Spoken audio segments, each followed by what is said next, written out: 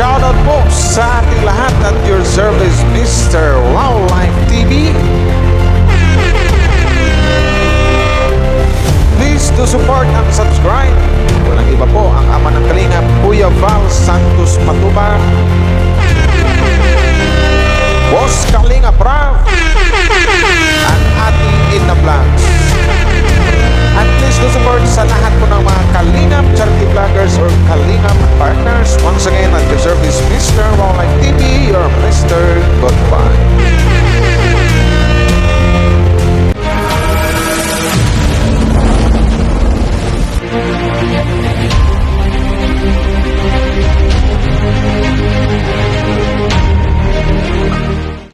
Guys, hello po sa lahat. Magandang araw po sa buong team Kalingap. Kuya Val Santos Matubang, Boss Kalinga Prab, and Ate Edna Vlogs. Hello po, sin shoutout po. Suportahan po natin yan mga Matubang family. Suportahan din po natin ang buong Kalingap charity vloggers, Kalingap partners. At once again, sa inyong harapan, Wildlife TV at your service. Oy, maraming salamat sa mga sa mga bagong subscriber ko, sa mga nag-like and share. So ngayon na guys, ang pag-uusapan natin ngayon wala pa naman tayong na anong balita kasi alam natin na ang IDC or sila ni Boss Kalinga Prab may biyahe papuntang I think HK Hong Kong. So ang problema lang dito na hindi pa natin alam, we are not sure kung makakasama ba si Viancy, kasi alam naman natin na ang isang Viancy nag-aaral or something like parang OJT ganon, on job training, on the job training ba yung tawag din, OJT.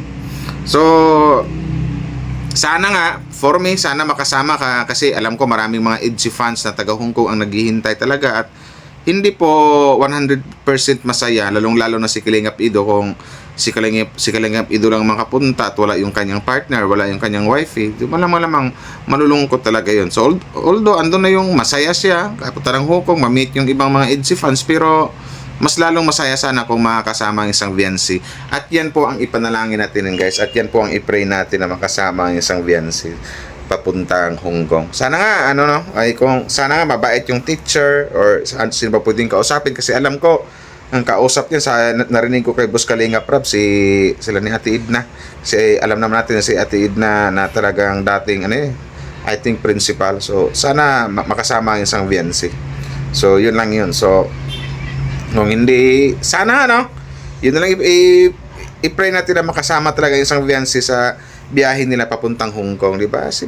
Bakasyon kahit mga ilang araw. Pero kung something like na hindi makasama, so wala tayong magawa, kasi syempre naman syempre unahin yung mga ganyan o GT, kasi isa yan sa sa mga pangarap ng isang Viancy na makapagpatapos ng pag-aaral. Kasi kung hindi niya kung hindi niya mapasukan, hindi niya matrabaho, mukhang magka-problema pa siya. Pero sana naman siguro ipanalangin na lang natin na kung makausap man ni Ate Edna kung sino pa yung, or ni Kuya Val ba, kung sino ba yung dapat kausapin, na napapayag na makasama yung isang Viancy.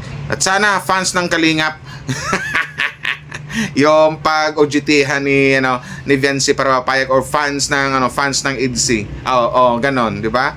Para wala nang maraming kasi mas nakakilig kasi, at mas maganda panoorin, masarap panoorin kung yung nasa Hong Kong, kung mag-vlog sila ni Boss Kalinga Prab na andun yung dalawa, si Kalingap Ido at saka si Viancy. Kasi kung si Kalingap Ido lang kulang, di ba? Kulang ako kung wala ka. Parang ganon.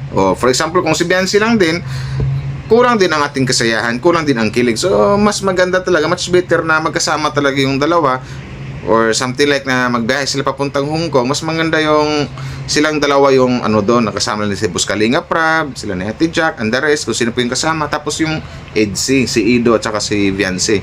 Tsaka yun na guys, abangan na lang natin kung ano yung magiging kung ano yung magiging kinalabasan, kasi narinig ko rin kagabi sa live ni Boss Kalinga Prab, habang nakinig ko na yun na nga, na kakausapin ng na talagang kakausapin nila or ang tanging maano nila dyan, si Ate Edna talaga, yung mama ni Boss Kalingap Rap, na sana mapapayag yung ano ba, I don't know kung sino pwedeng kausapin dyan, teacher ba or yung mismong kumpanya na pag OJT-han ni Viance. So maghintay lang tayo, sana magiging good news, hindi bad news, kasi pag sinabing bad news, ibig sabihin hindi makakasama si Viance.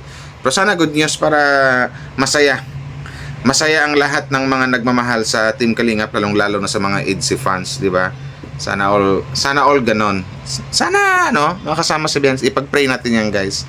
Saka para na rin sasaya, lalong sasaya ang isang Kalingap Ido, kasi alam naman natin na ngayon na siguro naka-move on na or makaka-adjust din yan si Boss Kalingap Ido sa mga pangyayaring nagkaroon siya ng maraming bashers dito sa EDSI supporters. Talagang ganun sa Sokmed pag sikat ka, talagang nakabantes yung mga bashers. Kunting mali mo lang, kahit sabing hindi mali, maghahanap ng butas yan. Kahit maliit na butas, talagang titirahin ka niyan, ibabash ka niyan, gagawan ka ng kwento, di ba? So ayan, nagbigay pa ako. Iwan ko din sa mga bashers, bakit ganun sila? Sobrang inggit, mapa-EDSI, mapa-Jomcar or mapa-Danjoy. Yung gusto na mayari na pabuwag yung love team. Pero balik tayo dito kay Viance, mamaya na yung mga litsing vlog, mga litsing basher na yan. So Viance, sana Viance, shoutout Viance, at sana mapakausapan mo din Viance na kahit man lang 2 days or 3 days, kasi alam ko mga ganyang bakasyon na sa Hong Kong, mga 3 days yata, I don't know kung 4 days ba. Sana mapapayag mo Viance na or mapakiusapan mo na kung pwede bang magbakasyon mo kahit may ilang araw, or sana rin makausap rin ni Ate Edna kung sino yung mga taong karapat dapat kausapin para para doon sa pagbakasyon ni Viance, trip to Hong Kong. Ganda nun, di ba? Sana magkasama yung dalawa, Ido, Viance, papuntang Hong Kong. Kasi pag isa lang kulang yung saya natin. Although ando na yung masaya, pero mas masaya talaga, 100 full saya kung magkasama yung dalawa na andun sa Hong Kong. So yun lang, para sampal na din doon sa mga basher, or sampal na din doon sa mga one-sided fans na laging tinitira si Ido. Yeah, ganun lang yun. So hintayin na lang natin, guys, kung ano yung magiging kalabasan sa pag-uusap ni, iwan ko kung sino yung pwedeng kausapin dyan ni Ate Edna para mapasama isang Viance sa Hong Kong, kasi dapat talaga makasama si Viance, hindi pwedeng hindi, di ba? Hindi rin papayag si Boss Kalingap Rap, kasi yun a trip ng EDSI yan Siyempre pag trip ng EDSI, trip to Hong Kong EDSI, dapat andyan si Viance, andyan yung wife ni Ido. Hindi pwedeng si Ido lang, or hindi pwedeng si Viance lang din. Dapat silang dalawa sabay punta doon, kasi alam ko maraming fans talaga ang naghihintay doon. So marami ng tawag nito, marami nang naghihintay, marami nang sabik na ma-meet or makadaupang palad ang isang Ido at saka isang Viance, or itong EDSI love team. So sana nga guys, ipag-pray na lang natin na pagbigyan ng panahon, or pagbigyan ng school, or pagbigyan ba ng kumpanyang pag-OJT-han ni Viance na makapagbakasyon siya kahit mga ilang days lang. So yun na lang hintayin natin. So malalaman naman natin yan kung mag-live si Kalingap Rap or something like, or upload ba, content ba niya, or live, mga ganyan. Hintayin na lang natin. Pero marami na kasi nasasabik na mga fans sa Hong Kong na makita yung EDSI.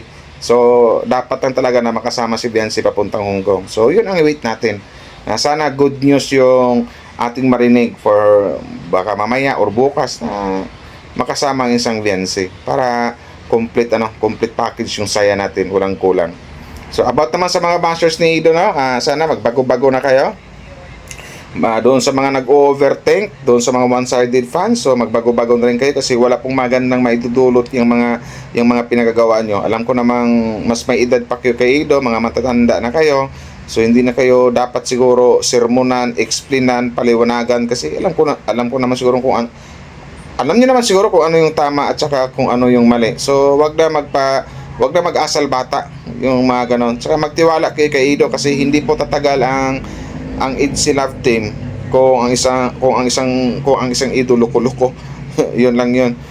kita niyo yung ginawa niyo sa kay Kalingap Ido, napaiyak tuloy, napuno ng isang Kalingap Ido. Buti na lang andyan si Viancy na nakasuporta sa kanya, di ba? Umaagapay sa kanya, nakaalalay sa kanya. Kayo talaga. So yun na guys, ulitin ko ulit na sana mapapayag or sana makasama or mapapayag ni Ate Edna or ni Viancy na madalas sa pakiusap kung sino yung dapat kausapin na makasama si Viancy sa Hong Kong, 'di ba? Kasi minsan na mangyari 'yan. Sana makasama si Viancy. At shout out dun sa sa taong pwedeng makausap ni Ate Edna or ni Viancy. Pumayag na po kayo kasi ngayon lang naman mangyari 'yan. So, yun lang po 'yon. So maraming salamat po sa inyo guys. Hanggang dito na, siguro hindi ko napahabain to. Mega love shoutout po sa inyong lahat at ingat po kayo palagi. Maraming salamat sa mga nakapag-subscribe sa akin. Thank you. Shoutout sa lahat ng mga EDC supporters. Wow Life TV. Bye bye.